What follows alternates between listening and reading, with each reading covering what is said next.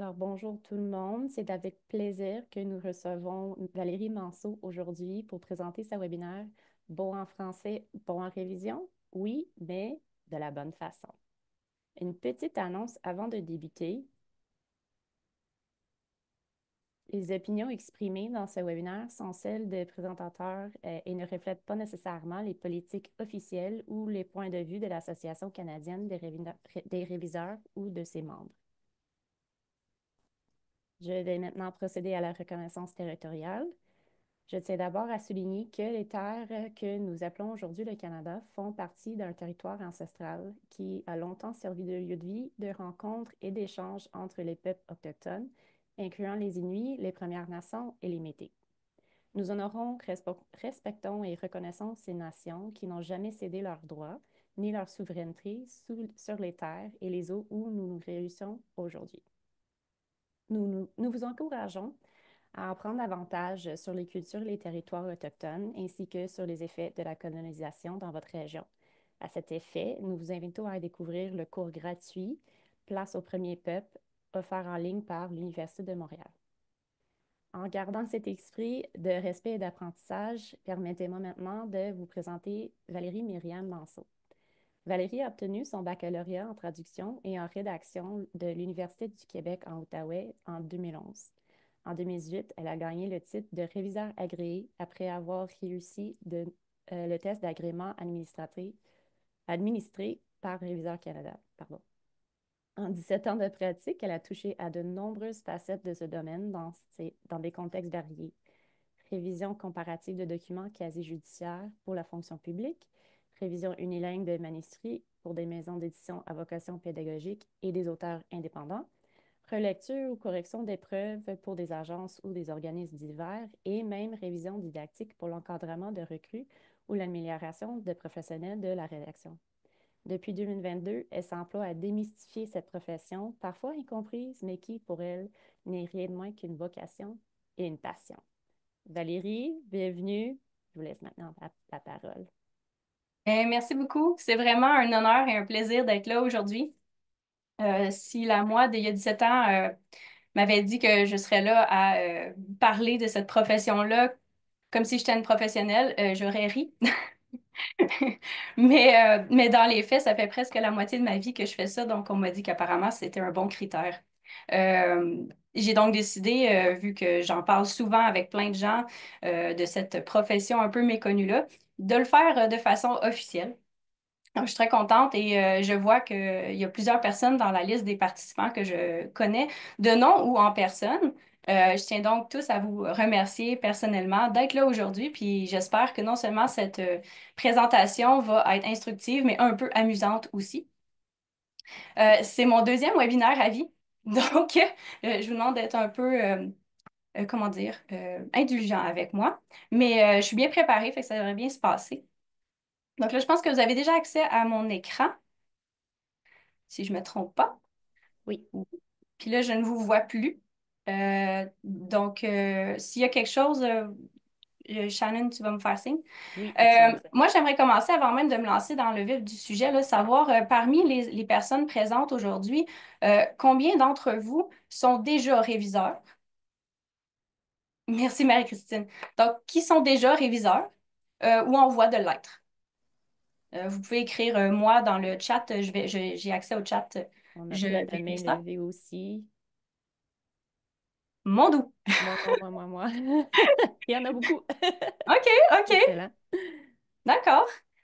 Donc, écoutez, j'espère que vous allez réussir à y trouver votre compte quand même, parce que je pense qu'on a toutes des connaissances et un bagage différent. Donc, je vais peut-être vous apprendre des choses. J'ose l'espérer. Il y a un pas moi. OK. Ah oui, c'est correct. On est là pour ça. Donc, quand même, mon Dieu, presque tout le monde. Il n'y a pas personne qui n'est pas là encore? En voie de l'être? OK, parfait. Ah, si c'est une passion, c'est encore mieux. Bon, ben, OK. Pas moi non plus. OK, on en a trois, quatre. OK, cinq, c'est bon, c'est bon. Ah, six, bon, fantastique. Ouais, là, je commence Ah, bon, à OK, s'en c'est bon. sortir. On a un bon ratio. Parfait, OK. Donc, S'il y a quelque chose dans le chat, là, je vais mettre mon écran, fait que je verrai plus vos commentaires.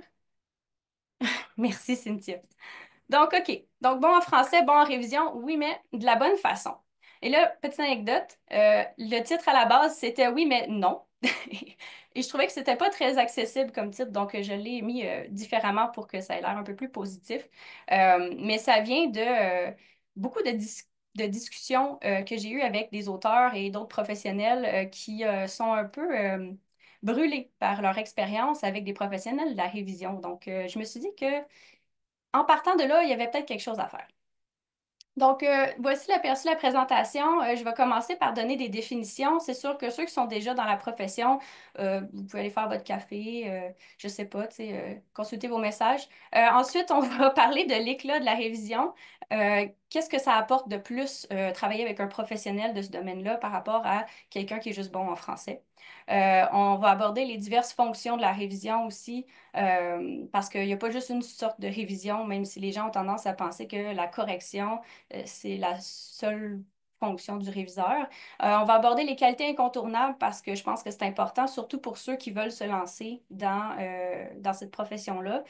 Les atouts aussi de taille, les vilains défauts, parce que je crois qu'il faut aussi les aborder, mais ça, j'en ai mis juste quelques-uns, puis plus tard, on verra ensemble si on peut en ajouter à la liste. Moi, j'aime bien le fait d'étoffer cette présentation-là avec vos commentaires. Donc, en plus des questions, si vous avez des choses que vous voulez ajouter à ça, ce serait fantastique, parce que je pense qu'on doit tous continuer d'apprendre et c'est un peu ça la base de cette présentation-là. On va aborder les bonnes pratiques. Évidemment, ça, c'est selon moi, mais c'est aussi tiré de discussions avec d'autres réviseurs qui étaient d'accord ou qui étaient peut-être pas aussi d'accord, mais on a trouvé un terrain d'entente, un compromis.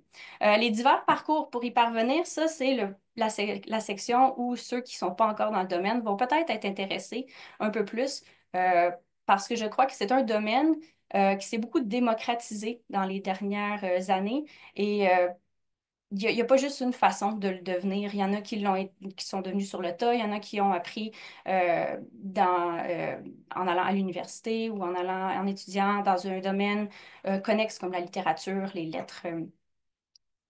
Même l'enseignement. Donc, il n'y a pas juste un parcours, puis je pense que c'est bien de l'aborder.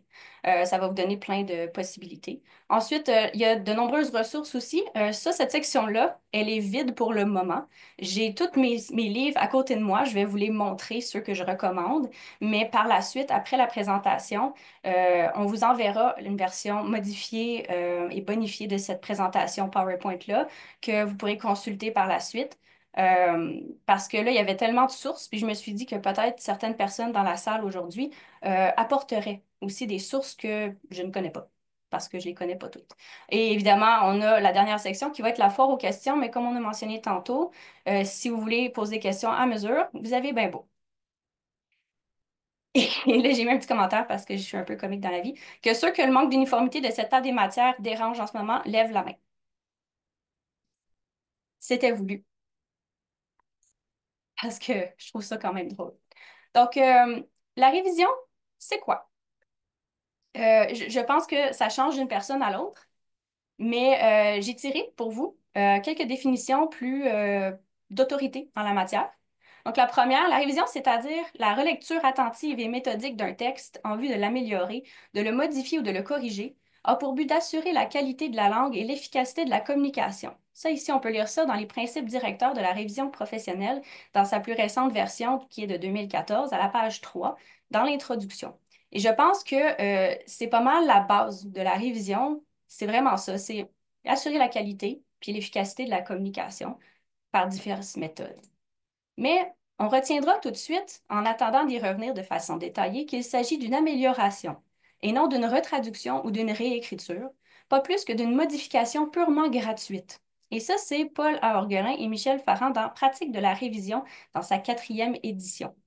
Euh, je crois que ce sont deux définitions vraiment essentielles à garder en tête dans cette profession parce que c'est exactement... Oups, là, je me suis trompée, je voulais retourner à la fenêtre et j'y suis pas allée.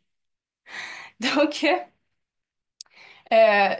dans mes discussions au fil du temps, je dirais dans les 5 dernières années, avec des gens qui n'étaient pas nécessairement au courant de qu'est-ce que c'était exactement la révision, ce qui revenait beaucoup, c'est qu'ils avaient fait affaire avec des gens qui avaient pas juste corrigé leur texte, ils avaient complètement réécrit leur texte, ou ils avaient utilisé des méthodes qui n'étaient pas transparentes et ça les a échaudés beaucoup. Et je pense que ça vient du fait que certaines personnes ont décidé de se lancer en révision ou en correction sans connaître les bases de la déontologie et de la méthodologie de la révision, c'est-à-dire d'intervenir de façon transparente et juste. Donc, c'est parti de là. Puis quand j'ai relu, parce que pratique de la révision, c'est une des sources que je recommande à tout le monde pour plein de raisons, et je la relis périodiquement parce que c'est quelque chose qui n'a pas changé dans la pratique. Le rôle même du réviseur, c'est d'apporter le texte plus haut, à un autre endroit, à un niveau supérieur. Et puis, si on ne fait pas ça, ben, à quoi on sert? Je vais relancer la présentation. Je ne sais pas comment je peux faire pour revenir dans la fenêtre Teams, pas Teams, Zoom de temps en temps, là. Euh, Ça me mélange un petit peu. Donc, mais là, ici, ça vient de moi. Pour moi, la révision, c'est aussi une collaboration. C'est l'atteinte d'un but commun. C'est permettre au lectorat de se concentrer sur le message sans se laisser distraire par la façon dont il est présenté. Donc, la personne qui révise un texte, c'est sûr que c'est elle l'expert.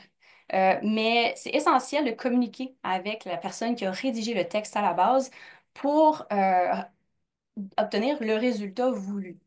Dernièrement, on parlait avec quelqu'un dans le cadre d'un autre webinaire. Il y a des personnes parmi vous, je crois, qui étaient présents à celui-là. C'était un webinaire sur la collaboration entre le rédacteur et le réviseur. Et on avait comparé un peu le rôle de base, disons, du réviseur à une zamboni sur une glace. C'est-à-dire que nous, on sert à polir le plus souvent le résultat pour que ça se lise bien pour la fluidité principalement. Évidemment, il y a d'autres éléments qu'on regarde, mais c'est la plupart du temps, les mandats, pas qu'ils se limitent à ça, mais c'est la base. Donc, nous, on veut juste éviter que les patins se pognent dans les craquelures de la glace pour pas que la personne se fasse mal ou qu'elle s'arrête puis qu'elle décide de pas lire le reste. C'est aussi un art parce que malgré toutes les règles qu'on doit suivre pour faire de la révision, mais c'est pas une science. Il n'y a jamais rien d'exact. Il n'y a pas un texte qui va être révisé de la même façon si on le donne à un réviseur différent. Et je crois que c'est un peu la beauté de la chose. Euh, on a tout un bagage différent, comme je mentionnais plus tôt. On a toute l'expérience à différents niveaux. On n'a donc pas la même perception de certains mots, certaines phrases, certaines tournures. Puis, c'est de trouver pour le rédacteur ou l'auteur la personne qui va comprendre ce qu'il veut transmettre. C'est un peu de la traduction dans un sens parce qu'il faut un peu se mettre à la place de l'auteur parfois. Mais comme on le disait, c'est beaucoup de communication. Donc, on ne peut pas non plus présumer du sens voulu. Parce que si on présume, du moment qu'on présume, il y a des risques de malentendus, puis c'est pas bien. Donc, il n'y a pas des recettes toutes faites ni de lois immuables quand on est réviseur, mais il y a des concepts fondamentaux à respecter. Donc, comme on disait, c'est pas que de la correction. L'avantage d'une révision professionnelle par rapport à travailler avec quelqu'un qui est juste bon en français, c'est que le réviseur est entraîné, est habitué, a le devoir de réviser en visant l'exactitude, la correction, la lisibilité, l'adaptation et la tonalité. Donc, pour ce qui est de l'exactitude, on va aller chercher au niveau du sens, entre autres. Comme on disait, on veut traduire au mieux la pensée de l'auteur, mais on veut aussi aller chercher est-ce que les données sont bonnes? Est-ce que disons qu'on est passé d'un système impérial au système métrique. Est-ce que la conversion a bien été faite? Est-ce que la date, est-ce que le mardi 7 septembre, c'est vraiment un mardi ou c'est un jeudi? Ou est-ce que c'est pas pertinent de préciser que c'est un jeudi ou un mardi? Euh, on va aller corriger les flous, les nuances, aller changer les contresens. La correction, évidemment, ça c'est le volet que tout le monde connaît. Si tu demandes à quelqu'un qu'est-ce que c'est la révision linguistique, souvent c'est le premier mot qui va là, sortir de la bouche des gens, ça va être Ah, tu veux dire correcteur? Euh, Puis là, oui, mais on fait pas juste ça. Donc, la correction, on va toucher au code linguistique, les normes, l'usage, correction euh, du vocabulaire, de la syntaxe, de la concordance ou c'est quoi l'autre mot? C'est concordance, puis j'ai oublié l'autre mot qui commence par un C aussi. Donc, des temps de verbe, les problèmes d'accord, de participe passé, entre autres, le niveau de langue, si un mot n'est pas le bon, le changer pour un autre, changer les tournures de phrases, euh, tout ce qui pourrait enfreindre, disons-le comme ça, les règles reconnues de la construction du français. On a Euh, cohérence et concurrence dans le chat, comme l'autre mot Pardon? qui commence avec un C. Concordance et... Puis il y a l'autre mot que tu disais qui commence avec un C, cohérence. Je pense que c'est celui que tu cherchais peut-être. Ou Non, non, c'en est un autre, mais co-occurrence, constance. On, on on finit va y par... arriver. Pas grave, c'est pas grave. Euh, je pense que je vais juste... C'est là. Je vais y aller juste vite fait, là, parce que ça me dérange un petit peu. Euh, Non, je ne le trouve pas. Concordance de temps. Il y en a un autre. Il y a un autre mot qui est utilisé couramment pour ça, mais là, je ne l'ai pas en ce moment.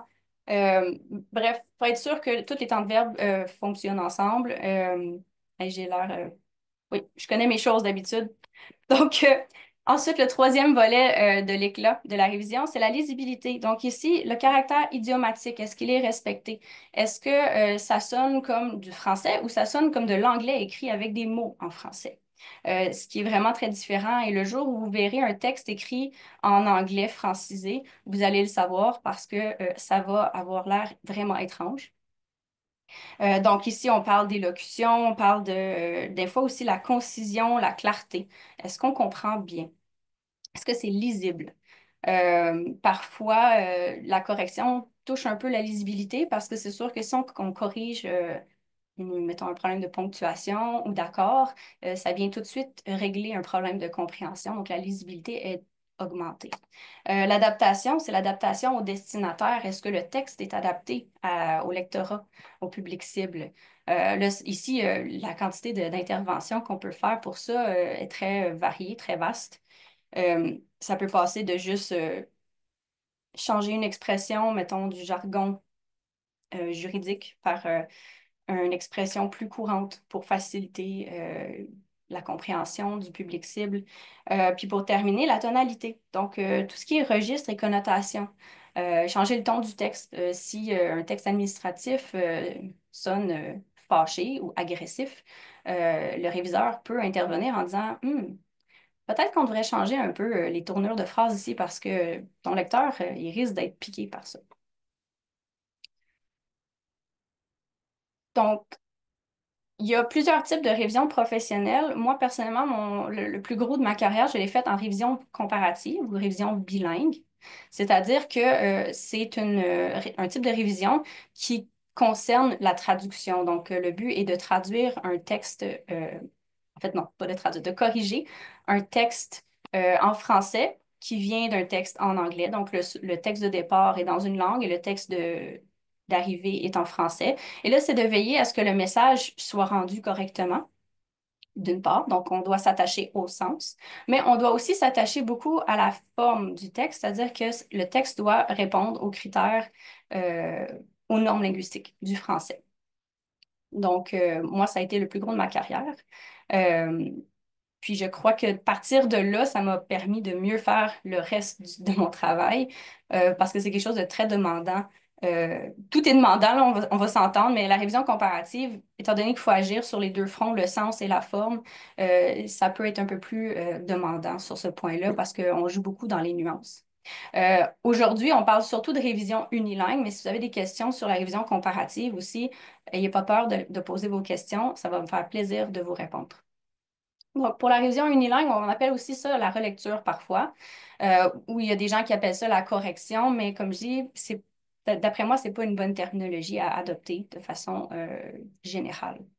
La révision unilingue, c'est un texte qui n'a pas de texte de départ. Donc, dans le fond, la traduction qui s'est faite, c'est l'auteur a pensé à un texte et l'a couché sur le papier. Et nous, on doit gérer ce texte-là sans savoir qu'est-ce qui est passé par la tête de l'auteur. On n'a pas de texte sur lequel se référer pour répondre à nos différentes questions. Elle nécessite une communication étroite avec la personne qui l'a rédigé pour cette raison-là, parce que on va vouloir éclaircir certaines incompréhensions, puis éviter certains malentendus aussi. Donc, cette révision-là comporte plusieurs fonctions, plusieurs branches, disons-le, mais même la comparative, je suppose qu'on peut l'appliquer aussi, là. C'est la révision de fond, la révision de forme, la préparation de copies et la correction d'épreuves. Je vais commencer par aller un petit peu plus en profondeur, puis on va aller dans d'autres. N'hésitez pas à vous poser vos questions à mesure, encore une fois. La révision de fond, c'est la révision de contenu. Quand on disait pour la révision comparative, là, quand on s'attarde au fond, c'est la révision de fond. C'est au sens, pardon, c'est la révision de fond.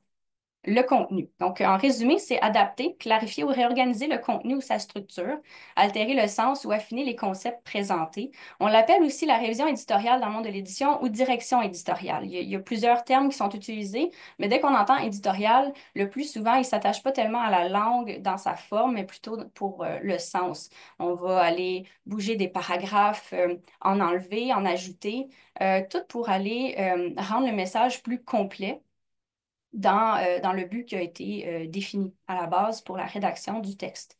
On peut aussi remanier certaines phrases pour que le sens soit plus juste dès qu'on touche à des contresens ou qu'on a à gérer du charabia, des phrases qui veulent rien dire finalement. La transition, être sûr qu'il y a des marqueurs de relation, euh, tout ça, ça joue dans la révision de fond. On touche au sens. Dès qu'on change le sens possible d'une phrase, on touche au fond.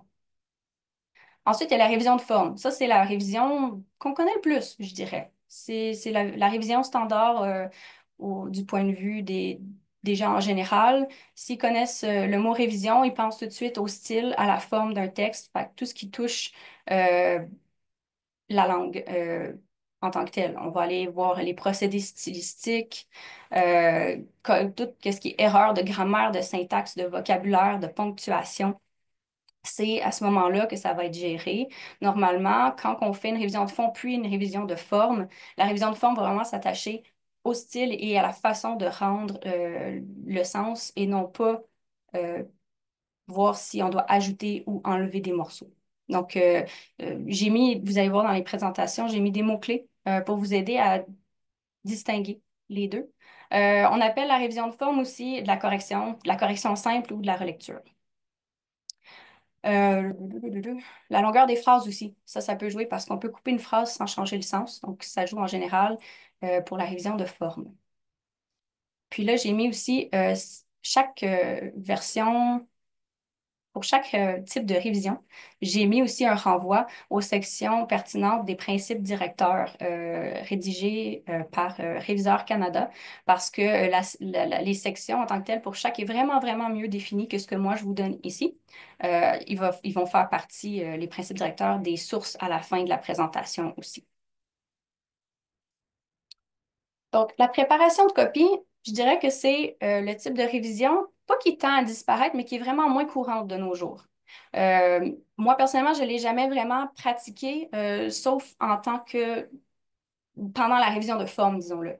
Le plus souvent, si je révisais un texte, tout de suite après ça, il allait à la mise en page. Donc, on joue un peu dans les deux champs parfois. Donc, la préparation de copie, c'est vérifier la conformité d'un texte déjà révisé avant sa mise en page. Donc, c'est là qu'on va toucher à la typographie. Au respect des règles et des conventions, par exemple, pour les acronymes et les sigles. Vérifier s'il y a des passages qui manquent ou qui sont en trop par rapport à une précédente version.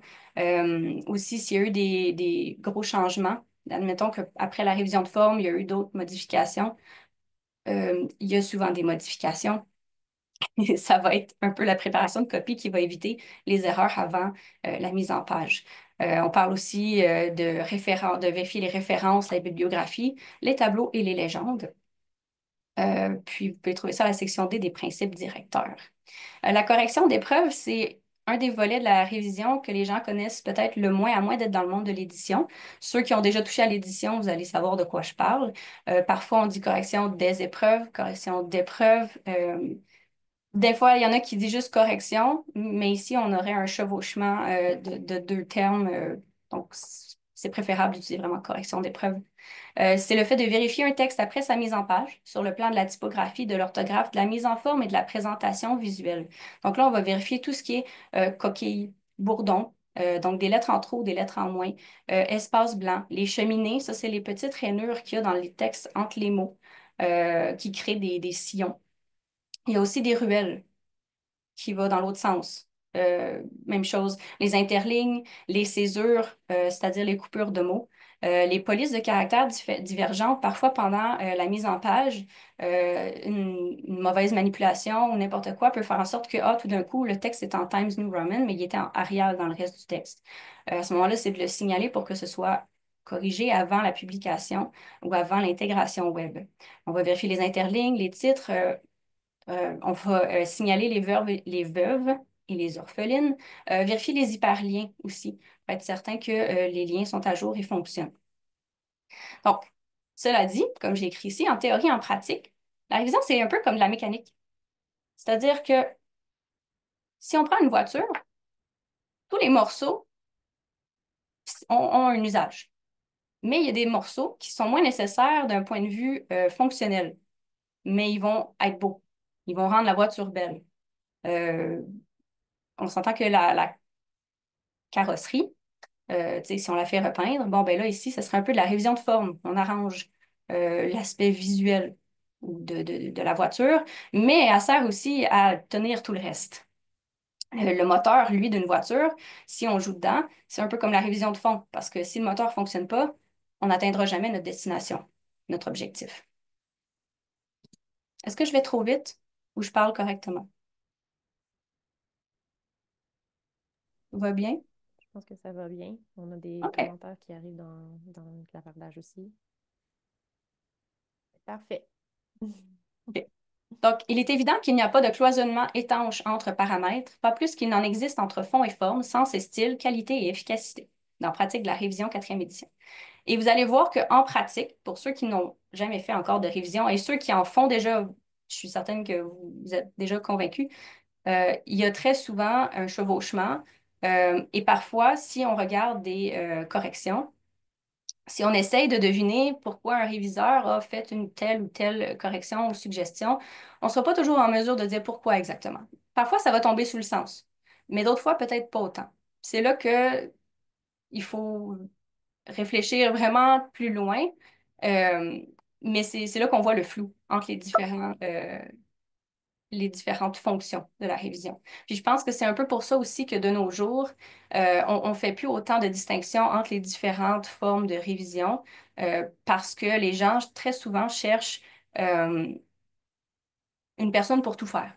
Donc, dans le monde de l'édition, de façon générale, on va avoir la rédaction, la réécriture par l'auteur. Après, il va avoir la révision de fond. Il va avoir une révision de forme. Puis, il va avoir la correction des preuves après la mise en page. Puis, ces trois personnes-là, normalement, ces trois personnes différentes, souvent sont sacrifiées pour une seule personne, soit à l'étape de la révision de forme, soit à l'étape de la correction des preuves. Donc, je crois qu'en pratique, c'est pas mal ça qui se fait. Vous pouvez me détromper. Les autres qui sont déjà dans le domaine, peut-être que vous avez vu autre chose, mais ça, c'est ce que moi, j'ai pu constater dans les dernières années. On aurait une question, si tu veux prendre une Oui. petite minute. Jessica Léveillé demande, préfères-tu la révision de fond ou de forme? Puis, à quel point ton métier de réviseur influence celui d'auteur? Ah, OK. Bonne question. Euh, Donc oui, je suis auteur aussi, ça les autres ne le savent pas. Mhm. Pas nécessairement en tout cas.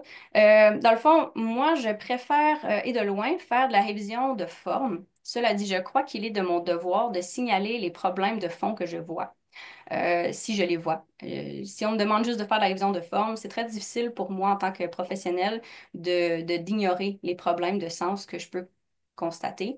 Et je pense que c'est le chevauchement de ces deux fonctions-là qui fait que c'est important de le faire aussi. Après, il y en a qui vont choisir tout simplement de se cantonner au rôle qui leur a été attribué, de ne pas y toucher du tout. Moi, j'aime mieux au moins faire un signalement au cas où. Comme ça, si jamais il y a quelque chose, ben moi, ma réputation est protégée. Je comme on disait tout à l'heure, j'ai un baccalauréat en traduction et en rédaction. Donc, le plus souvent, j'ai pas de difficulté à savoir un peu ce que l'auteur voulait dire parce que j'ai vu énormément de formulations et j'ai travaillé dans plusieurs domaines, ce qui fait que j'ai des connaissances vraiment variées. Euh, Cela dit, j'ai encore un peu de difficulté à me poser en professionnel de révision de fond, euh, juste parce que, surtout en fiction, euh, c'est très personnel, la rédaction. Euh, Puis, je ne saurais pas, par exemple, dans un roman, aller suggérer des gros remaniements, par exemple, bouger un chapitre ou enlever tout un paragraphe ou toute une section. J'ai pas travaillé beaucoup sur ce front-là. Moi, c'est plus au niveau du sens des phrases et d'un contexte plus restreint. Mais dans les deux cas, je sais que je suis capable de le faire euh, parce que je pose beaucoup de questions. Donc, en cas d'incertitude, on va me voir arriver avec 1 million de questions. Puis, je pense que c'est une force, mais parfois, ça peut avoir l'air dérangeant. Ça influence ma façon d'écrire dans un sens parce que j'ai tendance à prendre plus de temps à écrire mes sections. Euh, Parce que pour que je continue, il faut que mes phrases soient bien écrites, il faut qu'ils sonnent bien. Mais je pense que c'est plutôt l'inverse. Donc, c'est plutôt le fait que je suis auteur et que je sais rédiger que ma fonction de réviseur a été bonifiée avec le temps. Parce que je suis capable de mettre à la place de l'autre personne et de voir pourquoi ils sont aussi craintifs de confier leur texte à quelqu'un. Donc, mais la révision de forme, c'est clairement une force. On m'appelait l'œil de lynx à mon ancien travail parce que j'arrivais à trouver les fautes que les autres réviseurs n'avaient pas trouvées.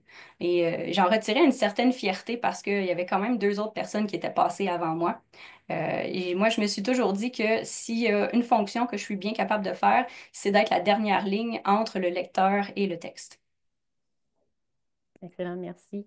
Est-ce que vous m'entendez mieux maintenant? J'ai ajusté un peu parce Moi, je qu'on m'a t'entends dit bien. que tu m'entendais. OK. J'espère que vous m'entendez mieux maintenant. On avait aussi un mail levé. Joanne, est-ce que vous avez une question?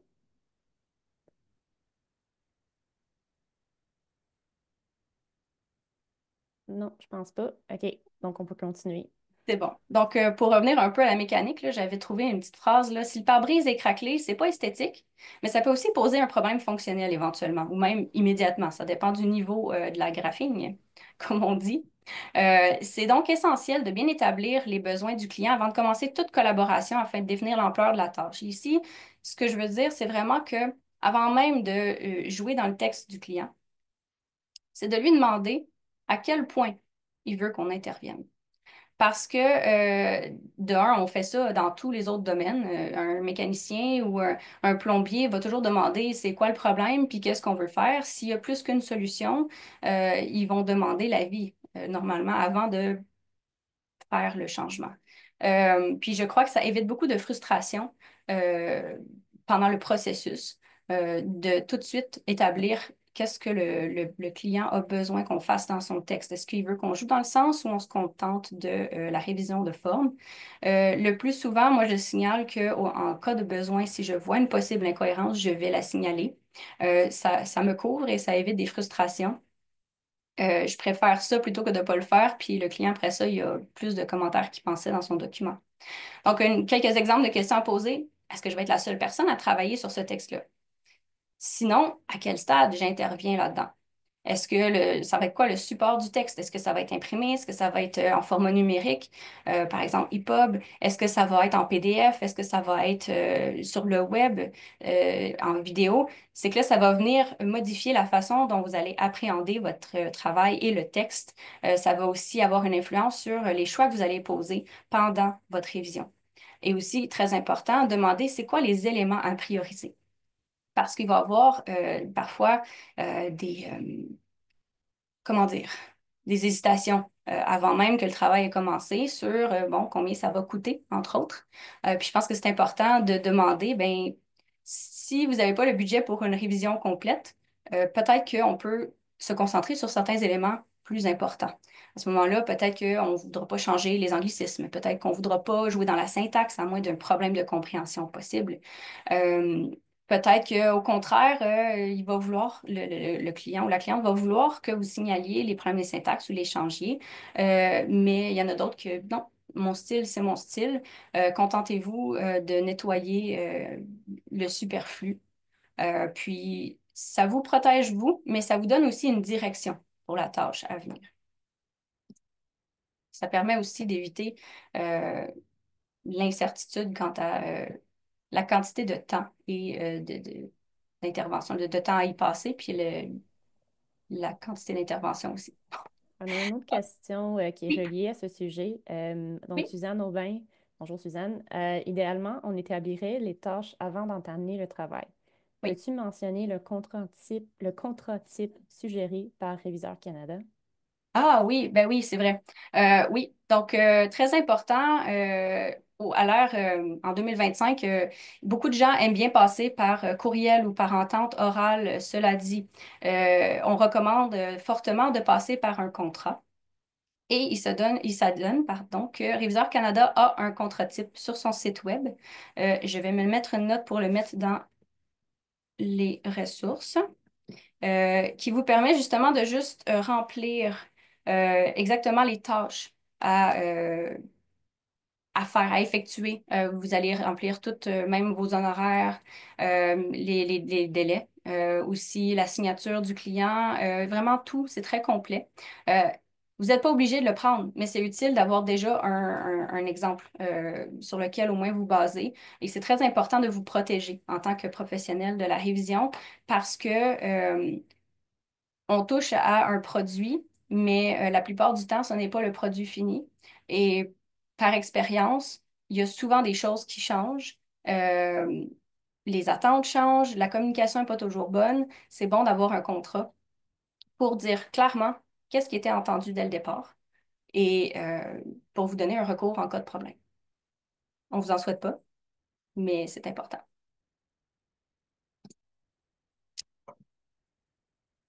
Les qualités incontournables, qu'est-ce qu'il faut pour réussir dans ce domaine-là? Là, vous allez me dire, il faut être bon en français, hein. Oui, c'est sûr. Mais ça, on le sait déjà, parce que c'est le titre de la formation. Donc, j'ai pas fait de diapo pour ça. Donc, c'est sûr qu'il faut avoir des connaissances en français, mais moi, je me suis concentrée vraiment plus sur les qualités personnelles dans ce cas-ci, parce que c'est au centre de la pratique, c'est l'humain. L'ego est au centre de la pratique. C'est important de toujours le garder en tête. Donc, les deux principales qualité d'une personne qui fait la révision. Je dirais que c'est la diplomatie, le tact, ou l'humilité et la modestie. Et là, pourquoi je les mets en parallèle? Parce que je crois qu'ils vont vraiment de pair dans ce travail-là. C'est le fait, la diplomatie, le tact, c'est de signaler les erreurs avec bienveillance, de dire, Hmm, ici, il y a une erreur, mais de ne pas le dire de façon accusatoire ou de pas faut mettre des gants blancs parfois. Parce que justement, le travail de rédaction est un travail personnel. Il y a beaucoup de choses qui sont personnelles dans la vie, mais particulièrement dans la rédaction, une critique d'un texte devient une critique de soi. Parce qu'on met tous un peu de soi dans la rédaction. Et c'est là que c'est important de signaler les erreurs, à tout le moins en disant, je pense qu'ici, c'est peut-être pas ça que tu voulais dire, mais je suis pas certaine. On use un peu de psychologie. Et je pense que c'est important. On peut être très direct et franc sans mettre de gants blancs. Par contre, je crois que ça dépend vraiment de la relation que vous avez déjà avec votre clientèle à ce moment-là. J'ai des clients maintenant que je peux leur dire juste là, ça n'a pas rapport, pourquoi tu as écrit ça? Puis elle sait que c'est pas personnel, même que ça va la faire rire souvent. Mais il y en a d'autres avec qui j'aurais pas. Il faut garder une barrière. C'est important de faire attention pour garder une bonne relation, puis de ne pas se poser tout de suite, ben, c'est moi qui ai raison parce que c'est moi le professionnel, fait que tu as une erreur là. Faut pas faire ça. Et c'est là que la modestie entre en ligne de compte. C'est que à la fois, il faut pas tout de suite jouer la carte de l'expertise. euh, Parce que ben, on est expert de la langue, mais on n'est pas expert de cette personne-là, ni expert de ses pensées. Alors, dès qu'on touche au sens, ou dès qu'on veut faire une suggestion d'amélioration, qu'il s'agit de changer un procédé stylistique ou une phrase, une tournure de phrase au complet, il faut vraiment le faire en disant, écoute, je crois que ce serait peut-être mieux de cette façon-là. Voici pourquoi. Mais aussi, il faut reconnaître ses torts. On n'est pas tenu et personne ne devrait s'attendre à ce qu'un réviseur ne fasse jamais aucune erreur. Il faut être doux envers soi-même. Il faut savoir reconnaître ses torts, par contre, parce que si le rédacteur n'est pas parfait, vous non plus. On est humain, nous aussi, il ne faut pas l'oublier. Et même si la clientèle a tendance à l'oublier parce qu'on est dans un rôle d'assureur de la qualité, nous, il faut garder ça en tête et nous, il faut montrer que, ben, OK, oui, j'ai fait cette erreur-là, je suis désolée et voici ce qu'on peut faire pour la corriger. Les interventions doivent toujours tenir compte de l'humain derrière le texte, mais de l'humain aussi qui révise le texte. Les interventions doivent être utiles, justifiables et bienveillantes. C'est sûr que si vous voulez faire une correction ou une suggestion de modification et que vous n'avez rien pour vous justifier, ben vous ne devriez peut-être pas la faire. C'est pas toujours le cas. Parfois, on sait que la phrase sonnerait mieux d'une façon, puis on n'a pas moyen de l'expliquer. C'est correct, mais il faut le dire à la personne. Écoute, je suis pas certaine de comment le justifier, mais peut-être que cette formulation-là fonctionnerait mieux. Je dirais que 4 fois sur 5, ça fonctionne. La personne est comme, ah oui, oui, t'as raison, j'aime vraiment mieux ça. Ou non, elle peut faire, j'aime vraiment pas ça finalement, mais au moins il y a un dialogue, puis il y a une communication. Donc, toujours garder en tête la bienveillance. On n'avance pas sinon. On fait juste tourner en rond ou au contraire, on frappe un mur. Est-ce qu'on a des questions par rapport à la diapo précédente? On a deux autres questions qui sont par rapport à ça, mais si OK. tu les réponds quand même. Oui. Joanne Sergerie, comment traites-tu l'inclusion dans un texte? Ah oui, j'en ai pas parlé dans ma présentation aujourd'hui. Ça pourrait faire l'objet d'une présentation à part entière. Euh, Personnellement, j'avoue que j'opte plutôt pour le côté épicène, donc essayer d'éviter la féminisation le plus possible pour éviter d'alourdir le texte. C'est pas toujours possible. À ce moment-là, même si, par exemple, la vitrine linguistique recommande plutôt les parenthèses pour féminiser, euh, parfois les clients veulent pas. Et malheureusement, le client, c'est lui qui choisit en bout de ligne, c'est de choisir ses combats. Donc, on le fait comme le client veut, mais c'est de respecter les règles de l'art pour le faire. Euh, puis, c'est ça. C'est pas mal ce que je peux suggérer. C'est vraiment de s'entendre avec le client sur la façon de faire, mais en suivant les recommandations de l'OQLF à ce sujet-là. Bonne réponse, merci. Il y avait une autre question, je pense? Oui, désolée. La deuxième partie, c'était féminisation lorsque les termes épicènes ou neutres sont difficiles à trouver. C'est- Oui, ben, la plupart du temps, on peut changer la voix de la phrase, donc passer d'une voix active à passive ou une phrase impersonnelle. Euh, c'est pas toujours évident, mais souvent, il va falloir reformuler la phrase au complet si on veut pas, par exemple, si on voulait pas féminiser mais qu'on trouve pas de terme épicène, ça va être de changer. Parfois, le on de généralité peut nous aider beaucoup. Mais je sais qu'il y a des ressources en écriture épicène, en rédaction épicène et inclusive que je voulais mettre dans les ressources. Comme je disais, la vitrine linguistique est très utile à ce sujet-là. Donc, ils ont une formation aussi à ce sujet-là, si je ne me trompe pas. Je vais aussi me noter. Formation, rédaction épicène qui était, que j'ai suivi et qui était que dans le fond, je l'ai suivi, mais j'avais déjà vu. C'est une formation un peu de base, je crois, pour ceux qui n'en ont jamais fait.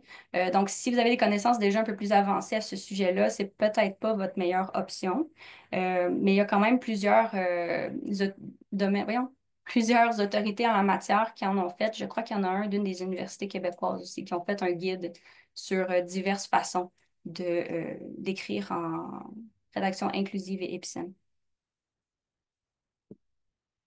Est-ce que ça répondait à la question? Oui. Parfait. Donc, maintenant, Une autre qualité, la qualité au centre de la pratique, c'est un fondement. Donc, évidemment, ça prend de la rigueur et de la souplesse. Donc, la rigueur, ça a l'air un peu contradictoire, là. Mais la rigueur, c'est de tendre vers la perfection en sachant qu'on ne peut pas réellement l'atteindre. C'est de faire de tout son possible pour nettoyer le texte le plus possible en évitant de laisser des erreurs graves ou majeures et d'être conscient du fait que ben, des coquilles ou des erreurs mineures, il va toujours en rester. Même si on met 15 personnes sur le projet, même que plus qu'il y a de gens qui passent sur un texte en général, plus il va y avoir un potentiel d'erreur élevé. Parce que plus il y a de manipulation sur quelque chose, plus il y a des risques. Donc, la rigueur, c'est important. Faire du mieux qu'on peut pour faire notre travail, pour atteindre un haut niveau de qualité. Mais savoir aussi que, ben, encore une fois, il faut être doux avec soi-même. On ne peut pas tout voir, surtout en particulier si on doit travailler à la fois sur le sens et la forme. Ça, c'est certain. Si vous avez à gérer les deux, le fond et la forme, les risques de laisser des erreurs à la fin sont plus élevés. Euh, J'entends peut-être des gens poser la question, comment on peut faire pour diminuer le risque d'erreur? Ça va être en repassant 2 fois, peut-être une troisième fois aussi. Donc, au début, on se concentre sur le sens si on est capable. Il y en a qui commencent par faire la révision de forme d'abord. Moi, je trouve ça dérangeant un peu parce que normalement, dans l'ordre des choses, on change le sens avant, puis après, on vient gérer la présentation, la forme du discours. Mais faites-le en plusieurs passages. Et ce qui aide beaucoup aussi, c'est de mettre pour le dernier passage, d'enlever les caractères invisibles, ben, plutôt de les rendre invisibles plutôt que de les mettre apparents, et de mettre le suivi des modifications en mode correction simple, marque simple, pour vraiment voir le texte final. C'est vraiment plus facile de voir les espaces en surplus, les mots en trop ou qui manquent, que si on est un peu comment dire, distrait par tout le reste, là, par les corrections de plus, de moins, les suppressions, puis les bulles de commentaires. Ça aide vraiment à la fin de faire une dernière lecture. On n'a pas toujours ce luxe-là, mais si on a le temps, mieux vaut le prendre. Pour ce qui est de la souplesse, ici, on parle d'adaptabilité. Donc ici, c'est une question d'éviter la rigidité académique et le purisme, à moins d'une demande expresse en ce sens. Et là, ce que je veux dire, c'est qu'il y a des gens qui vont vouloir la rigidité des corrections, ils vont pas vouloir d'anglicisme dans leur texte, ils vont pas vouloir d'impropriété, ils vont vouloir une syntaxe très, euh, comment dire, j'ai juste le mot académique parce que je le vois devant mes yeux, mais ils vont vraiment vouloir là, que tout soit aux normes. Puis c'est très correct. Mais il faut garder en tête qu'il y a beaucoup de clients pour qui cette rigidité-là n'est pas importante. Ils se contenteront très souvent d'un travail bien fait de nettoyage. Donc, il faut savoir s'adapter à ça. Et si on se met à juste tout changer parce que c'est pas aux normes, mettons, de l'OQLF ou de l'Académie française, ça risque de créer des frustrations. Donc ça rentre un peu dans la question précédente de demander au client qu'est-ce qu'il veut. C'est de s'adapter ici à ce que lui cherche. Donc la langue, là, elle est vivante et elle évolue très rapidement depuis 10 ou 15 ans. Quand j'ai fait mon bac, là, quand j'ai terminé en 2011, même en fait, quand je l'ai commencé en 2008, on nous avait dit, vous achetez un dictionnaire maintenant, vous ne pouvez pas vous attendre à le changer avant 10 ans environ parce que ça ne vaudra pas la peine. Mais avec l'arrivée de l'électronique et de l'Internet, tout s'est mis à évoluer tellement rapidement que j'étais pas prête pendant un temps et je me suis rendu compte que des choses que on m'apprenait à l'école de ne pas faire en traduction et que maintenant, c'était passé dans l'usage. Et c'était surprenant parce qu'on m'avait toujours dit ça. Et je veux dire, c'est pas comme si je consultais jamais les articles dans ces sujets-là, mais je me suis rendu compte éventuellement, oh, ben c'est plus une faute, ça, techniquement. Du point de vue de l'usage, ça a été accepté. Mais il y a encore des trucs qui sont critiqués. C'est là qu'il faut savoir, le client, lui, est-ce qu'il veut accepter des choses qui sont critiquées ou ça ne le dérange pas que ce soit critiqué? Faut juste pas que ce soit des erreurs. Et je crois que c'est vraiment important d'être rigoureux, mais d'être souple par rapport à ça. Évidemment, vous pouvez aussi choisir que vous acceptez juste les mandats qui vont être rigueur et rigidité. C'est parfait. Vous allez trouver un public, c'est sûr et certain. Il y a encore des gens qui nécessitent d'avoir des textes complètement français, pas d'anglicisme, pas de calque, pas d'impropriété, pas d'emprunt non plus à l'anglais. Ou sinon, on le fait dans les formes avec l'italique. Mais j'ai vu une nette tendance, j'ai vu un net changement dans la pratique. Les gens ne cherchent plus euh, l'exactitude linguistique, ils cherchent l'authenticité. Donc, c'est plus la rectitude, c'est l'authenticité qu'ils cherchent. Donc, faut connaître son contexte aussi. Donc, les interventions devraient aussi tenir compte de l'usage, pas juste des normes, à moins qu'on vous le demande, parce que sinon, ça va vous créer beaucoup de friction avec vos clients.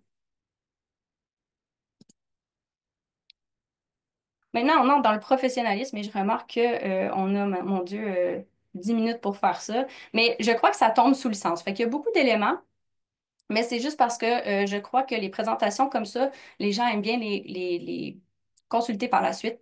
Puis je voulais que l'essentiel soit là.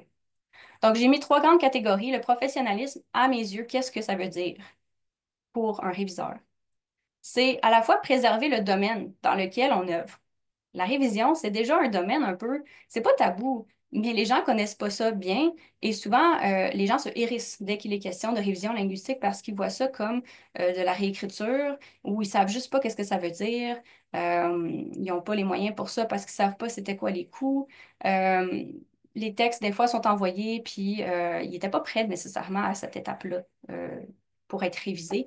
Donc, j'ai mis la petite phrase, si vous devez garder quelque chose en tête, là, parfois, refuser, là, c'est la meilleure option. Puis, on parle de refuser, mais ça ne veut pas dire refuser net, jamais. Ça peut être oui, mais pas aujourd'hui. Ou non, je peux pas, j'ai pas le temps. Parce que l'important quand on travaille, dans tous les travails, c'est de connaître ses propres limites, puis les respecter et les faire respecter. Donc, préserver le domaine, ici, c'est de se poser en professionnel et de faire les choses dans les formes. Donc, connaître les outils pertinents, fournir des recommandations aux besoins. Moi, je sais que je fais souvent des appels découvertes qu'on dit, où je parle avec des clients potentiels. Puis parfois, ils font juste du repérage, ils veulent savoir c'est quoi. Et ça me fait toujours plaisir de leur expliquer en quoi consiste mon travail et qu'est-ce qu'ils doivent regarder. S'ils cherchent un professionnel de la révision. Puis, si j'ai pas le temps, de fournir des recommandations aussi euh, pour d'autres professionnels qui ont un niveau de qualité que le client recherche. Quand on parle de fournir des recommandations, ça peut aussi être de recommander d'utiliser un correcticiel ou de recommander de réécrire, de revoir leur texte avant de l'envoyer en révision pour diminuer les coûts, par exemple. C'est d'afficher une attitude bienveillante face aux questions, que ce soit sur le domaine en général ou sur les corrections, parce que la plupart du temps, les gens veulent comprendre. Puis, j'ai entendu des récits, des témoignages de gens que le réviseur ou la réviseure euh, avait pas été correct quand ils ont posé des questions. Ils voulaient juste savoir d'où ça venait, puis les gens ont pris ça comme une critique de leur travail. Et je crois que dans notre domaine, en fait, si tu n'es pas capable de justifier tes interventions, tu devrais pas en faire. Donc, c'est juste normal qu'au besoin, on ait besoin de dire, ah oui, mais ça, c'est telle règle, et voici l'article, ou voici pourquoi. Puis on passe à autre chose. C'est pas quelque chose de personnel. Fait que pour moi, c'est ça aussi, préserver le domaine, c'est d'éviter d'échauder les clients potentiels pour toutes les autres de la profession. C'est actualiser ses compétences aussi, puis ses connaissances, et pas rester en 1980 dans sa pratique. Euh, c'est important, ça, de montrer, d'afficher, de représenter les autres en faisant ça correctement. D'où cette présentation, en fait. Connaître ses limites et les respecter, c'est refuser, comme on le disait, les mandats qui semblent sortir de notre champ de compétences ou qui ne correspondent pas à nos valeurs parce que vous n'aimerez pas votre travail. Puis vous allez vraiment tout faire à reculons, puis vous n'allez peut-être pas faire un aussi bon travail et ça peut affecter votre réputation aussi. Et l'opinion que vous avez de vous-même aussi. C'est refuser un texte qui nécessite trop de travail. Si vous avez à faire une réécriture, le texte n'était peut-être pas prêt. Et ça aurait peut-être été bon de dire à la cliente ou au client potentiel, je crois qu'il faudrait que tu révises ton texte toi-même avant que quelqu'un passe dedans, à moins que tu veux que je change beaucoup de choses.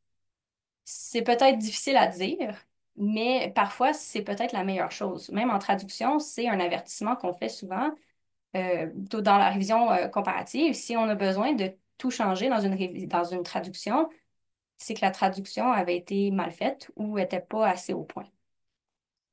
Puis c'est aussi connaître ses limites puis les respecter, c'est aussi demander un tarif réaliste et raisonnable parce qu'on travaille dans un domaine de spécialité. Et pour ça, il y a l'UNEC qui ont une liste de tarifs. Par contre, je crois qu'il est à 34 et quelque chose de l'heure pour la révision de forme. Je ne suis pas certaine pour la révision de fond. Cela dit, ça ne semble pas s'appliquer à la réalité des travailleurs autonomes. Par contre, ça semble refléter la fourchette haute des tarifs que j'ai pu constater avec le temps dans les faits. Et je crois que c'est important que même si le syndrome de l'imposteur est très fort chez chacun d'entre nous, euh, il faut demander un tarif juste parce que c'est un travail qui est demandant, euh, vraiment beaucoup, et ça demande du temps, mais ça demande de l'énergie, des connaissances parfois qu'on n'a pas toujours euh, et qu'on doit apprendre sur le tas. Évidemment, si vous prenez des mandats juste dans votre domaine, vous pouvez ignorer cette dernière remarque, mais c'est important de se dire que ben, on vaut le prix. Euh, Après, si vous décidez de demander juste un tarif ridicule, par exemple, j'ai déjà vu 18 de l'heure, je peux juste désapprouver, je peux pas faire grand-chose d'autre. Mais je vous recommande, même si vous faites ça on the side pour commencer, donc comme un travail à côté, euh, demandez un juste tarif. Parce que le temps que vous passez sur une révision, ben, vous le passez sur cette révision-là à temps plein dans votre moment. Donc, vous faites ça à temps partiel, mais le temps que vous passez dessus, vous travaillez. Et le travail mérite une rémunération qui a de l'allure. Ça joue aussi sur préserver le domaine, parce que s'il y a plus de gens qui demandent des tarifs ridicules ou très peu réalistes, c'est très difficile pour les gens qui demandent des tarifs réalistes d'obtenir de l'ouvrage. Après, oui, on va en obtenir quand même, mais je vois une grosse disparité dans les tarifs en ce moment. Et une des réponses qu'on va avoir souvent avec un client avant un mandat, c'est oui, mais c'est trop cher. Oui, mais cette personne-là m'offrait tant dollars de l'heure ou un tarif vraiment, mettons, 250 dollars pour un manuscrit de 60 000 mots. Ce qui, même pour ceux qui en font pas, je crois que vous allez trouver que 250 dollars en tout pour une trentaine d'heures de travail, c'est vraiment très peu. Ensuite, le professionnalisme, c'est créer un lien de confiance. C'est important parce qu'on le dit, c'est une collaboration. On joue dans l'ego. C'est un résultat fini qu'on veut obtenir ensemble. C'est important que la personne ait confiance en nous parce qu'on va prendre leur bébé, on va prendre leur texte sur lequel ils ont travaillé des centaines d'heures peut-être, et on va les aider à l'emmener ailleurs. On va essayer d'en faire une meilleure version, mais il y a toujours cette crainte-là. Et d'ailleurs, j'ai entendu des auteurs me dire que quelqu'un est parti avec leur texte et le ramener 2 mois, 3 mois plus tard sans prévenir. Il n'y avait aucune idée de s'il allait revoir ce texte-là un jour révisé. Donc, vous voyez, le lien de confiance est ténu déjà dans ce domaine-là, avec toutes les craintes aussi là, de nourrir l'IA et de se faire voler son travail. C'est important. Donc, pour ça, on tient un entretien exploratoire pour parler du projet.